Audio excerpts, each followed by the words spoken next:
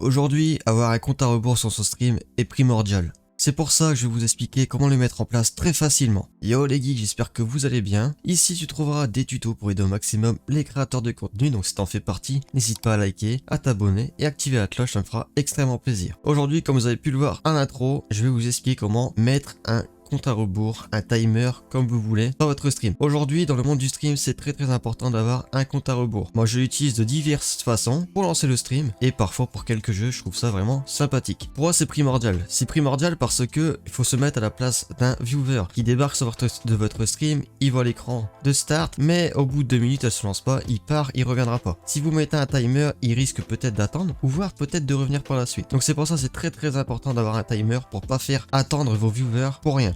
Donc pour installer le chrono, vous allez vous rendre dans la description, vous allez sur le lien de Snyaz, pardon si je le prononce mal, vous allez atterrir sur cette page, vous allez cliquer sur Snyaz-setup.exe, ça va vous le faire télécharger, vous faites enregistrer,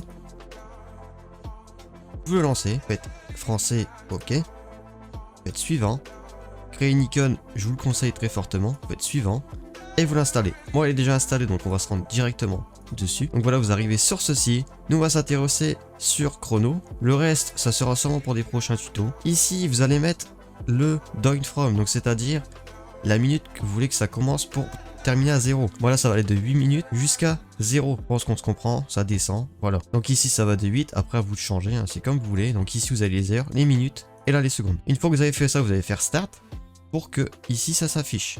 Une fois que ça affiché, vous allez faire copier.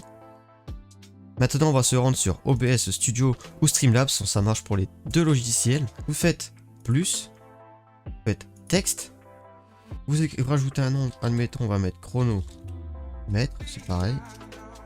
Hop, vous faites OK. Vous allez cocher lire à partir d'un fichier, vous allez faire parcourir, vous allez dans la barre en haut, vous faites coller, vous faites CTRL V hein, pour ceux qui connaissent. Vous allez supprimer le début. Vous allez faire entrer. Donc pour ceux qui se souviennent très bien, il va falloir aller sur chrono down et vous faites ouvrir. Voilà, là vous avez le début du chrono. Ici vous pouvez choisir la police que vous souhaitez. Ce que je vous conseille c'est mettre une taille de 256 tout simplement pour que l'écriture soit belle. Après vous pouvez changer la taille grâce à OBS et voilà vous pouvez tout changer. Donc ça je vous laisse découvrir par vous-même. C'est vraiment pas compliqué, vous pouvez mettre un arrière-plan si vous le souhaitez. Changer la couleur de la police. Voilà, vous pouvez faire vraiment plein de trucs. Donc dernier détail, pour lancer le chrono, c'est très simple. Vous retournez sur le logiciel Snyaz et vous faites Start. Tout simplement. Moi c'était écrit Resume. Si vous voulez l'annuler, vous faites Stop. Vous faites Start. Voilà, ça va se mettre. Voilà, parfait. Donc voilà, c'est vraiment très simple. Donc voilà, c'est déjà la fin de ce tuto. J'espère qu'il vous aura plu, qu'il vous aura aidé. Je vous rappelle que je suis en stream sur Twitch le mercredi, le vendredi, le dimanche de 18h à 20h. Donc n'hésitez pas à passer, à me poser des questions et à me faire un petit coucou, ça me fera vraiment plaisir. Sur ce, c'est la fin. Et puis on se retrouve pour une prochaine vidéo. Allez, ciao!